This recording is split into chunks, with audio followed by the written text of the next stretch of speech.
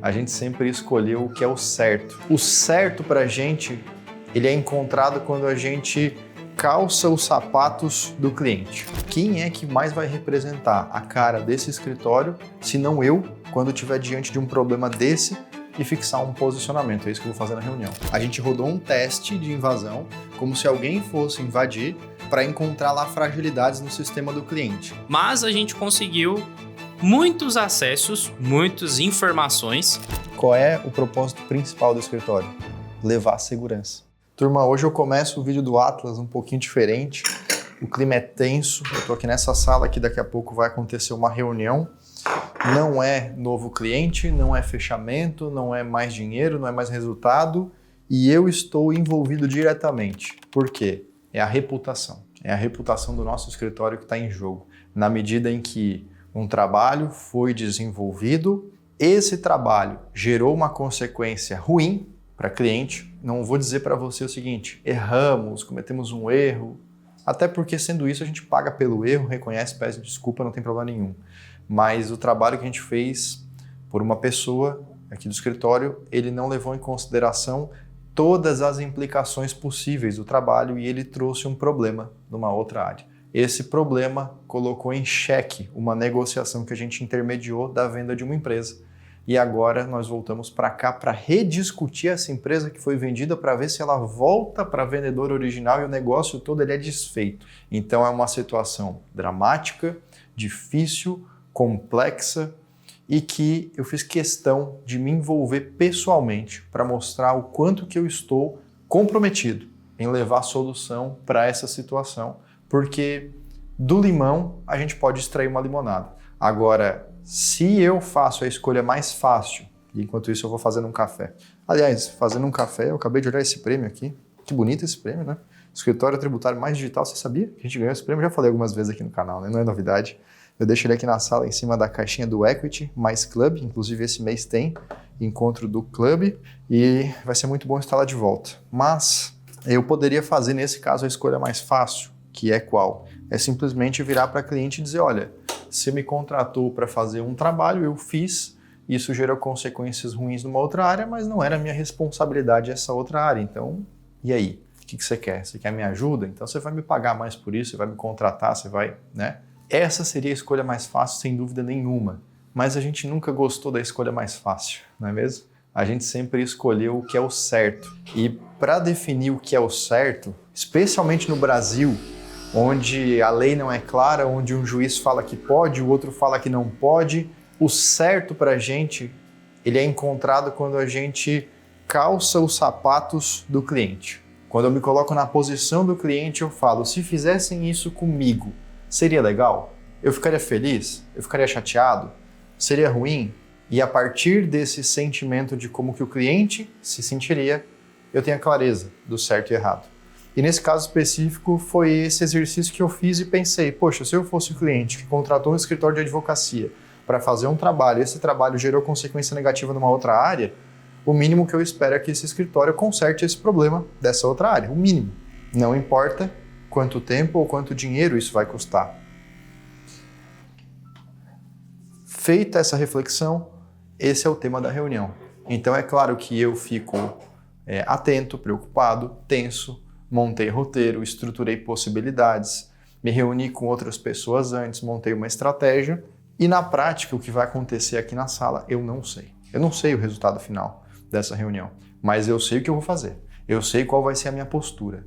E com a minha postura, com o meu posicionamento, com a minha clareza, eu digo para o mundo quem eu sou. Quem eu sou pode significar que talvez eu seja o melhor advogado do mundo para aquele determinado cliente. E talvez o meu trabalho não faça o menor sentido para aquele outro tipo de cliente. Então, o nome disso é posicionamento. Posicionamento é quando você fixa com clareza como você se porta diante dos problemas. Então, quem é que mais vai representar a cara desse escritório, se não eu, quando estiver diante de um problema desse e fixar um posicionamento? É isso que eu vou fazer na reunião. Então, para aqueles que esperam esse comportamento que eu vou trazer, com certeza eu vou ter votos de louvor, eu vou ter uma boa visibilidade, um bom resultado. Mas eu tenho plena convicção que eu não vou agradar todo mundo. Esse é um grande erro que muitos empresários cometem. Eles querem agradar todo mundo. Eles acham que vão agradar todos os tipos de consumidor, todos os tipos de prestadores, equipe, e todo mundo vai amar essa marca. Não tem como, gente. Nem Jesus, Filho de Deus, agradou a todos. Aquele que tenta agradar a todos acaba não agradando ninguém. Ninguém. E é muito mais interessante agradar um grupo do que não agradar ninguém. Pelo menos no grupo você tem um grupo. Você não está sozinho.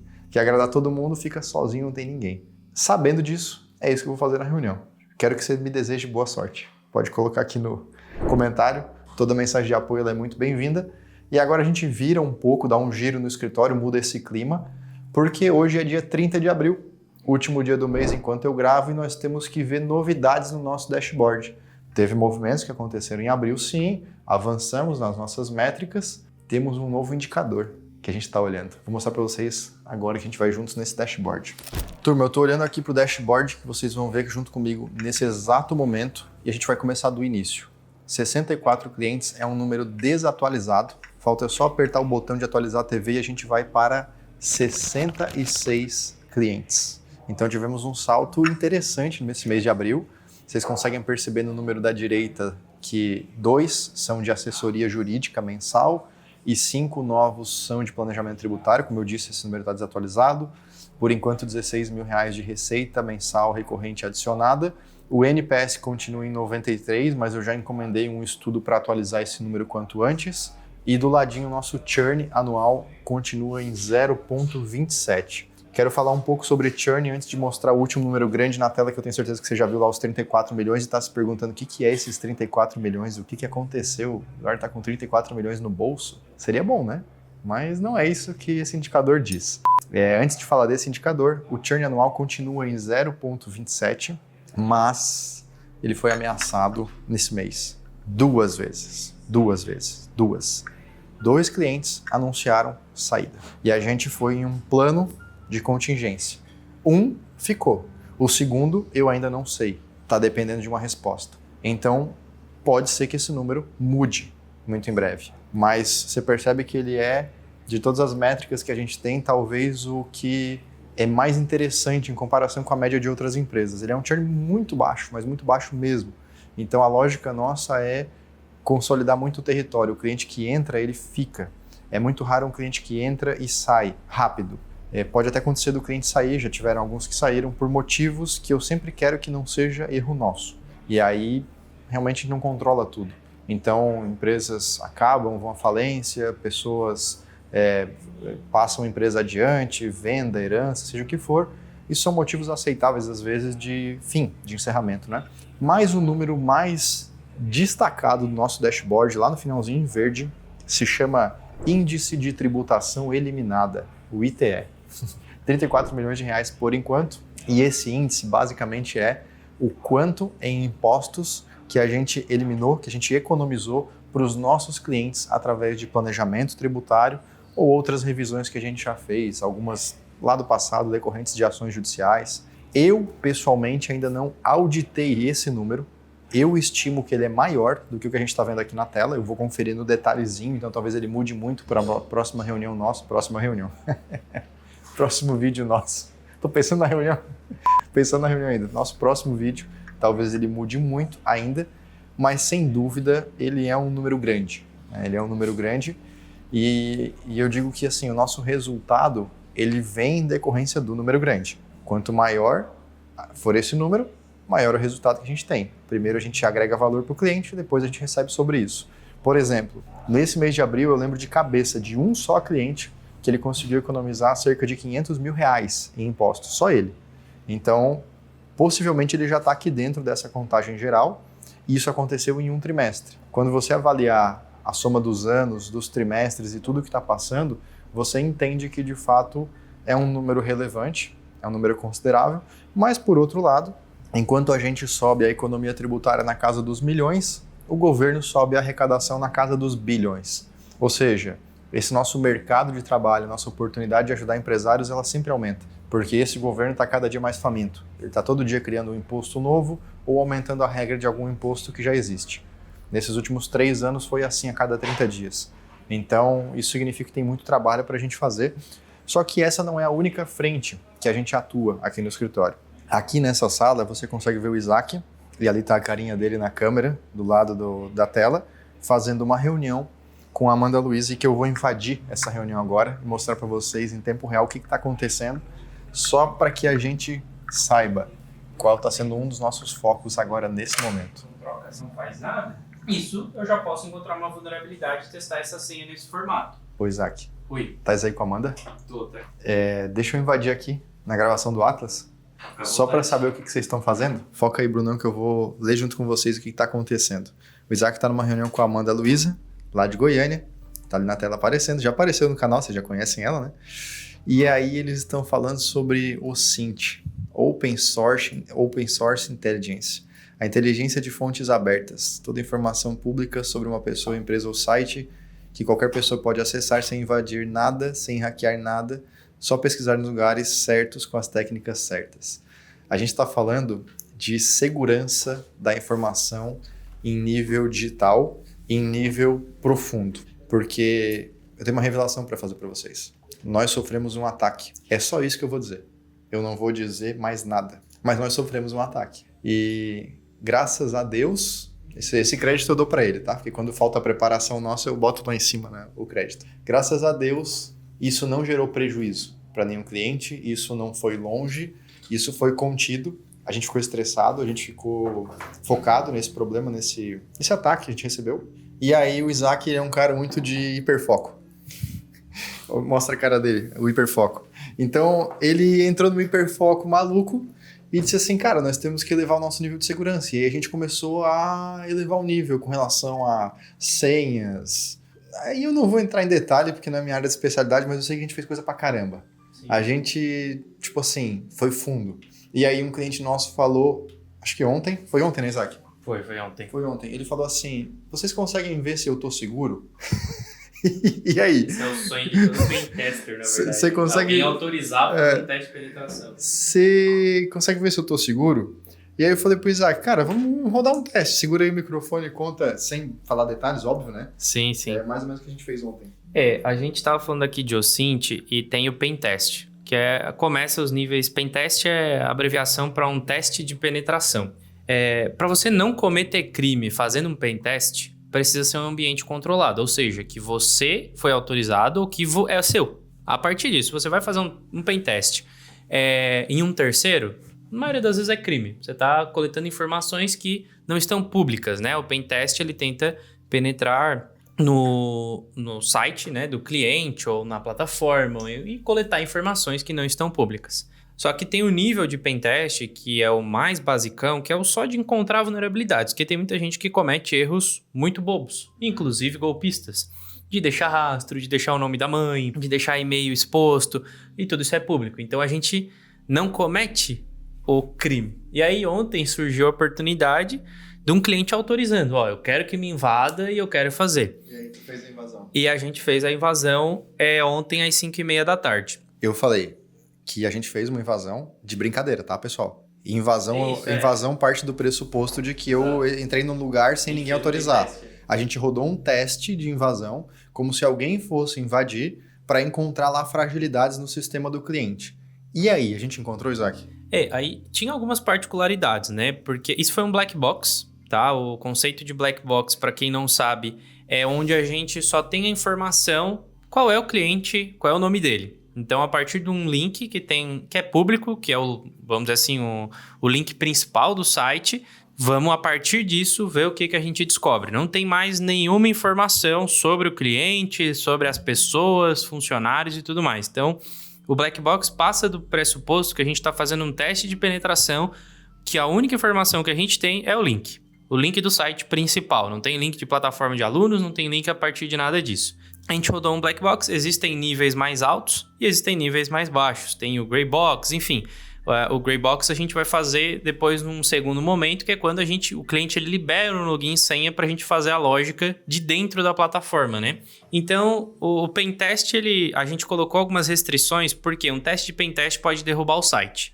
E como a gente fez pós o horário, não tinha ninguém do cliente com uma equipe de TI ativa para, se o site fosse derrubado, ele ser levantado novamente. Então, a gente foi num nível muito leve para a gente ir para a superfície. Porque se tu vai na superfície e já encontra coisas críticas, não precisa ir mais fundo. Não precisa, não tem por que derrubar o site dele para ver se dá, não tem por que tentar forçar a senha. Então a gente não usou Brute Force, não usou Hydra, que são coisas para forçar login e senha. Mas a gente conseguiu muitos acessos, muitas informações. Não sei o que eu posso falar aqui, eu vou me conter. Mas a gente realmente conseguiu muita coisa na superfície, né? Então a nossa obrigação conseguimos algum acesso, a gente fecha e reporta. Basicamente o processo é esse. Conseguiu acesso, eu não vou ver o que tem. Eu vou fechar e vou colocar. Consegui acesso no diretório tal. E a gente faz um documento e apresenta esse documento para o cliente, basicamente. Para vocês verem como a gente não fez roteiro para estar gravando esse vídeo nem nada. Eu entrei aqui na reunião, a gente está batendo papo e o Isaac, até onde eu posso ir e falar. E aí a gente para por aqui. Porque eu tenho certeza que tem vários nomes que vocês não entenderam nada, né? Hydra. O que tem a ver a Hydra? O que é Brute Force? O que é isso? A ideia aqui do vídeo não é explicar todos os conceitos ou mostrar esse trabalho para você no nível de detalhe, mas é te dar um pouco de consciência de que existe muito mais na internet que você não vê, que a gente, no geral, o público geral não conhece. E aí esses são os caminhos que as pessoas mal intencionadas percorrem, muitas vezes. Eles vão por caminhos que ninguém vê, e eles encontram coisas que não estão na cara para cometer crimes. E a nossa intenção é fechar as portas. É muito melhor para o cliente que nós encontremos as portas abertas e dissemos para ele, fecha essa porta, do que um hacker que entra lá, pega esses dados, faz um sequestro e cobra um resgate em cima disso. Então, eu estou muito feliz. Isaac, obrigado pela contribuição. Vou deixar tu com a Amanda aí nesse... Até para colocar, o que eu estou colocando para a Amanda aqui, né? O que normalmente um escritório de advocacia faz com relação à notificação extrajudicial? Esse é meu ponto. Né? Normalmente é só um nível muito básico. Só de a gente usar o OSINT, a gente já consegue muito mais além. Eu pedi para fechar tudo porque eu estava realmente utilizando a gente como exemplo. Então, eu estava mostrando teus dados, informações que estão públicas. Então, por isso eu falei, não, já fecha aqui na hora, a gente vai mostrar. Então, a gente consegue ir num nível um pouco mais além. Então, a gente viu lá pessoas que estão plagiando o nosso curso. Normalmente, o WhatsApp deles é tudo falso, nome de Instagram é tudo falso. Mas, às vezes, rodando um teste OSINT, o cara mudou o e-mail dele. E a gente descobriu que ele mudou o e-mail dele de Juninho para ADM do site. Opa, descobrimos que o nome do cara é o Juninho, por exemplo. E aí vamos atrás. Aí achei o Instagram dele. Achamos quem realmente deve receber a notificação extrajudicial. E não necessariamente, às vezes, se a gente mandasse num e-mail aleatório e tudo mais, seria um laranja que nem sabe que o CPF dele lá, porque a gente sabe que existe mercado de gente que vende o próprio CPF, né? Que não faça isso, pelo amor de Deus. Pelo amor de Deus, não faça isso. Mas eu vou deixar vocês na reunião, porque eu quero continuar essa conclusão desse papo aí. Obrigado. Fique à vontade aí, pessoal. Assustador, né? Quando eu vi esse nível que a gente entrou de profundidade, eu fiquei de verdade assustado. E tenho certeza que tem vários termos que vocês não encontraram aí, mas aquela fala final do Isaac é onde eu queria trazer para gerar a conclusão. Até sentar aqui para conversar com vocês. Para gerar exatamente essa conclusão. Que eu sempre me perguntei, né? Imagina que eu sou o cliente, o que um escritório faria? O que um escritório normal faria? Ele vai dizer assim, olha, você foi plagiado, você sofreu um golpe, me dá aqui o nome do criminoso, o endereço, que eu vou mandar uma notificação para ele ficar ciente que ele cometeu um crime, eu vou abrir um boletim de ocorrência, a polícia vai investigar e a gente pode até abrir uma ação judicial contra ele. Sabe qual é o resultado prático disso, assim, de curto prazo? Muitas vezes nada. Como o próprio Isaac falou, a notificação que for enviada para um laranja, o laranja não é o criminoso de verdade, ele usou o CPF de alguém. Não vai gerar efeito nenhum. Não vai impedir esse cara de continuar cometendo crime, não vai impedir esse cara de continuar enganando consumidores e clientes, vazando dados, vendendo dados vazados, não vai mudar a realidade prática. Então, o que adianta fazer de conta que eu estou fazendo um trabalho que ele não gera um resultado prático? O que adianta? Não adianta nada. E o pior, se eu fizer um trabalho em que eu cobro por ele, que não adianta nada, eu estou entregando zero valor para o cliente, mas eu estou entregando custo. Baseado nisso, e de novo, calçando o sapato do cliente, foi que a gente decidiu estudar mais a fundo.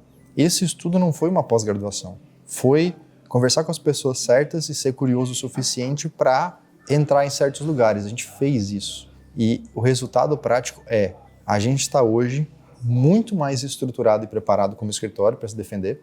A gente está num nível muito mais avançado que, eu garanto, 99% dos nossos clientes E a gente está levando para os nossos clientes, é isso que o Isaac está preparando a Amanda agora, esse nível de estruturação. Para que, no mínimo, os nossos clientes não sejam aqueles que têm as portas mais abertas, que têm um nível de insegurança muito grande. E olha que curioso, a gente está falando de tecnologia da informação, mas a gente está falando também de segurança. Qual é o propósito principal do escritório? Levar segurança.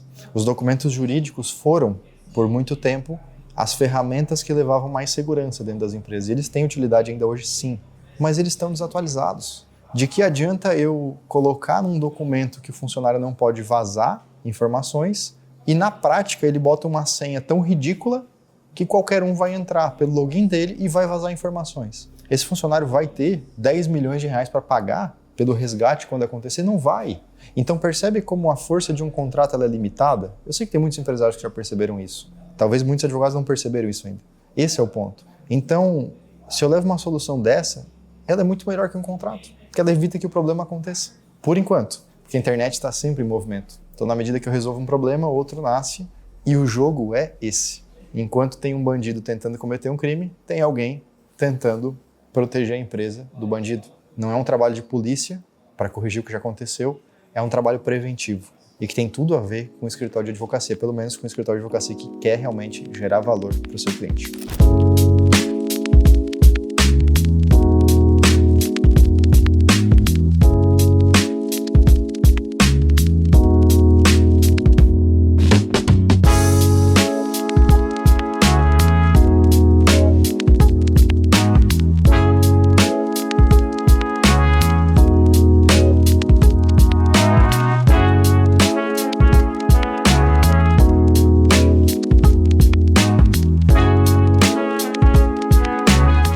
Agora eu venho para cá, para a sala onde vai acontecer a reunião, a água já está pronta, o café está sendo feito, logo vai começar. E, como eu disse, me desejo aí boa sorte, porque o tema é tenso, mas estou aqui, né, para fazer o meu melhor e a gente se vê nos próximos vídeos deste canal. Até lá!